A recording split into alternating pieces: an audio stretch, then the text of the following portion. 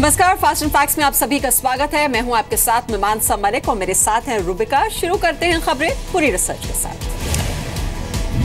गुजरात में अब गौ हत्या के आरोप में उम्र कैद हो सकती है। विधानसभा में cow protection act bill pass हो गया है। अब गौमांस के साथ पकड़े जाने पर जमानत आपको नहीं मिलेगी। गौ तस्करी करते हुए पकड़े जाने पर 7 से 10 साल तक की सजा का प्रावधान है और 1 से 5 लाख रुपए तक का जुर्माना भी लग सकता है। गौ तस्करी करने वाले जो वाहन हैं, जो गाड़ियां हैं, उनको हमेशा के लिए जब्त कर दिया जाएगा।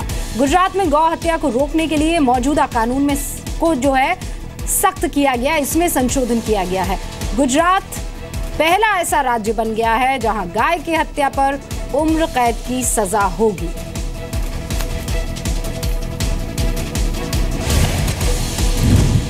उधर जम्मू कश्मीर में आतंकियों और सुरक्षा बलों के बीच एनकाउंटर के दौरान होने वाली पत्थरबाजी पर आज गृह मंत्री राजनाथ सिंह ने लोकसभा में बयान दिया।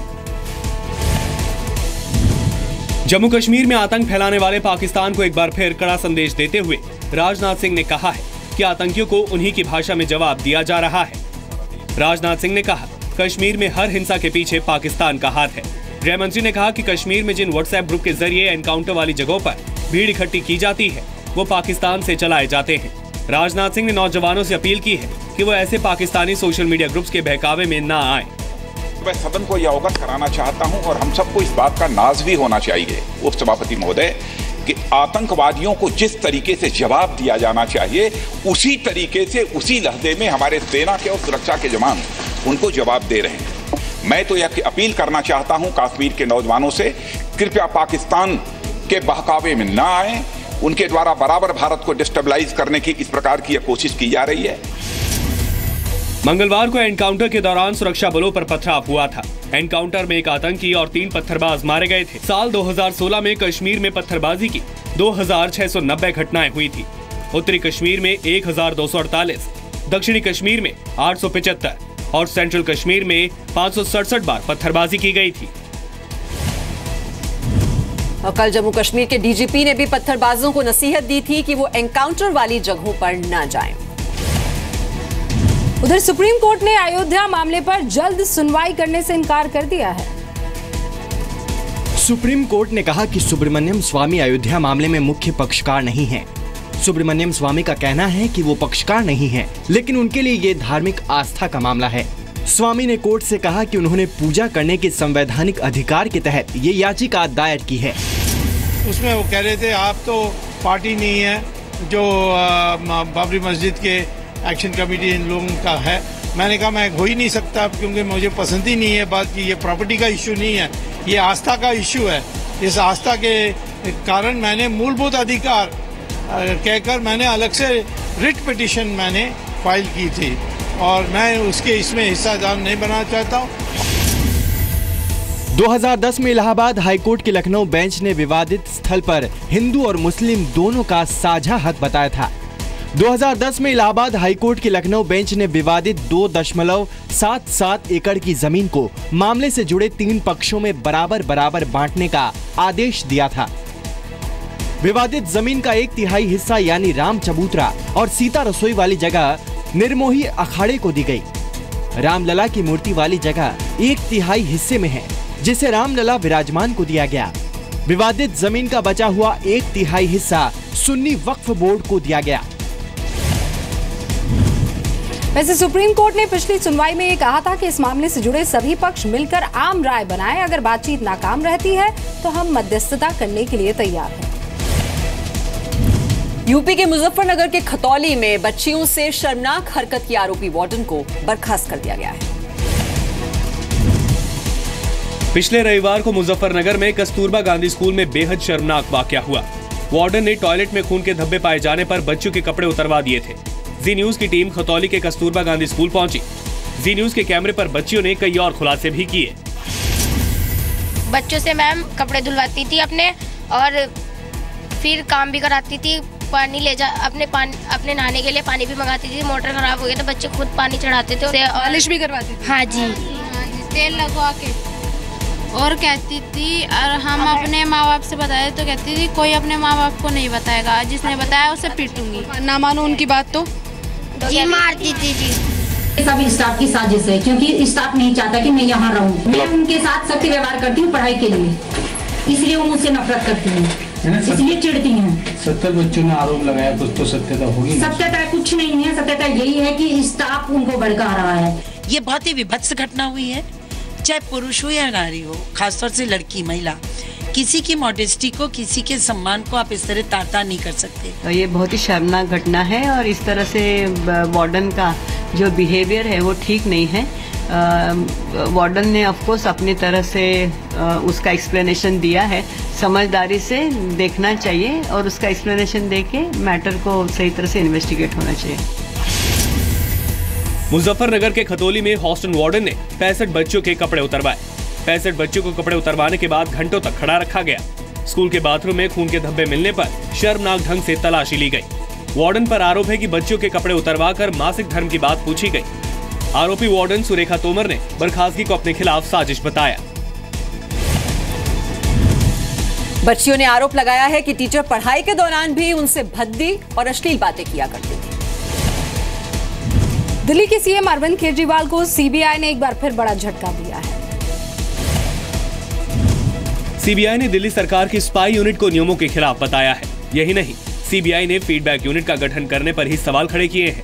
जी मीडिया के अखबार डीएनए को मिले दस्तावेजों के मुताबिक केजरीवाल सरकार ने बिना कैबिनेट नोट पेश किए ही ये यूनिट बना ली। दस्तावेजों के मुताबिक मुख्यमंत्री अरविंद केजरीवाल ने फीडबैक यूनिट के गठन का प्रस्ताव रखा, लेकिन मंत्रिमंडल ने बिना कैबिनेट नोट के ही उसे स्वीकार कर लिया। अरविंद केजरीवाल मुख्यमंत्री के रूप में इस देश के कॉन्स्टिट्यूशन के लिए थ्रेट हैं। उनको इस मामले में जहां वो अपनी जासूसी कंपनी बना करके काम कर रहे हैं, इसके लिए उनको किसी भी हालत में बख्शा नहीं जाना चाहिए। ये चाहे कितनी भी माफ़ी मांगेंगे, जितना जल्दी हो इन पे कानूनी कार्रवाई होनी चाहिए। दिल्ली कैबिनेट ने 29 सितंबर 2015 को डायरेक्टरेट ऑफ विजिलेंस में फीडबैक यूनिट के गठन को मंजूरी दे दी। एडमिनिस्ट्रेटिव रिफॉर्म डिपार्टमेंट ने सिर्फ 88 पद के गठन पर सहमति जताई थी।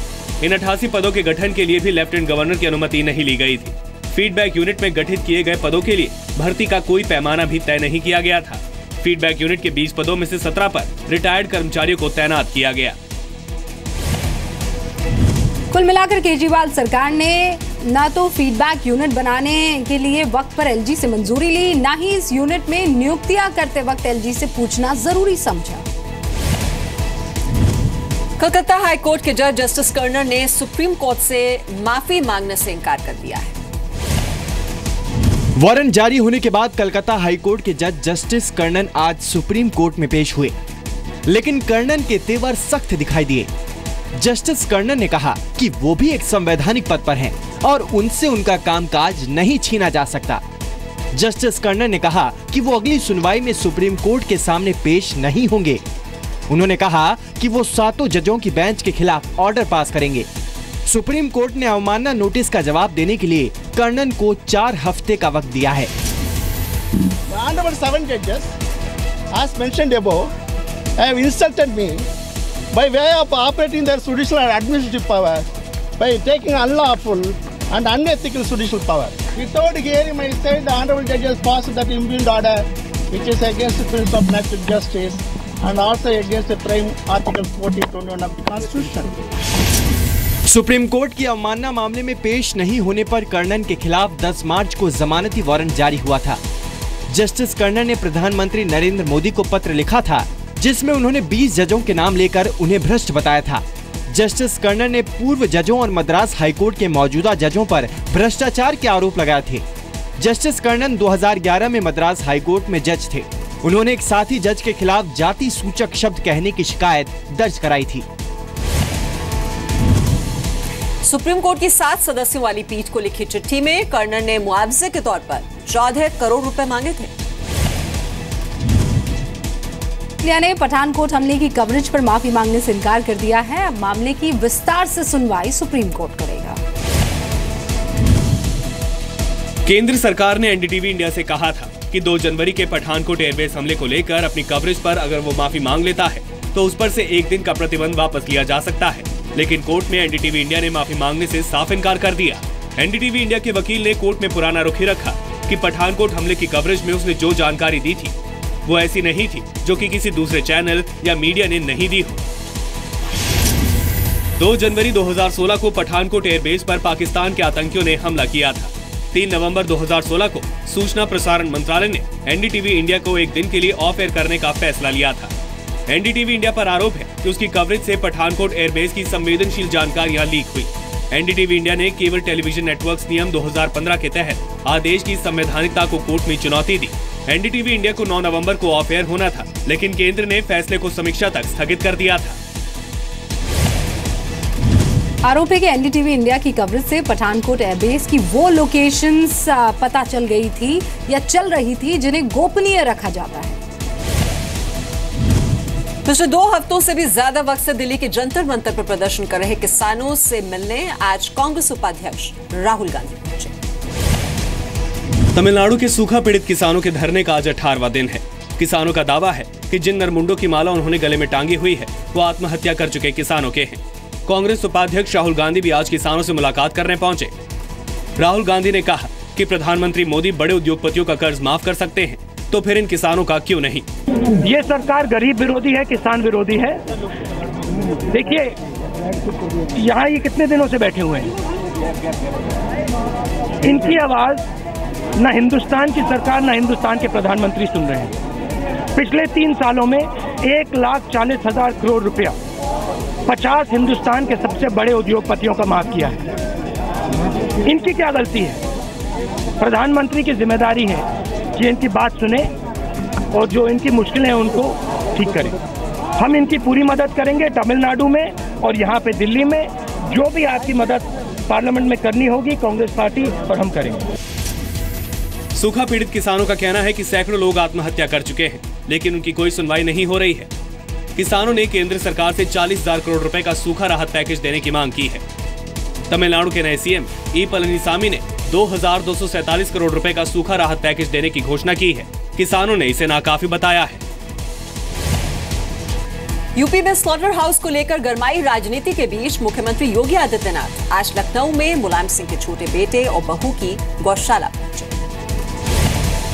लखनऊ में 64 एकड़ में फैली हुई है ये गौशाला। नाम है कान्हा उपवन और इसे चलाते हैं मुलायम सिंह यादव के छोटे बेटे बहू प्रतीक और अपर्णा यादव। मुख्यमंत्री योगी आदित्यनाथ के पहुंचने पर दोनों ने उनका दिल से स्वागत किया। मुलायम सिंह यादव की बहू और प्रतीक यादव उनके पति भी योगी आदित्यनाथ के साथ यहां पर मौजूद हैं। साथ ही साथ स्वाति सिंह भी यहां पर हैं। गायों से प्रेम योगी आदित्यनाथ का बहुत पुराना रहा है। प्रतीक और अपर्णा की गौशाला में 2000 से ज्यादा गायें हैं। योगी आदित्यनाथ ने गायों को गुड़ और हरा चारा खिलाया। साथ ही गायों की देखभाल के लिए कुछ बेहतरीन टिप्स भी दिए। तो आए यहाँ पे, उनको बड़ा पसंद आया। उन्होंने बड़ी शुभकामनाएं दी और हमको ये आश्वासन दिया है कि और वो प्रदेश में इस तरह की चीजें मॉडल और बनाएंगे। कान्हा उपवन को प्रतीक और अपर्णा यादव पिछले 5 साल से चला रहे हैं।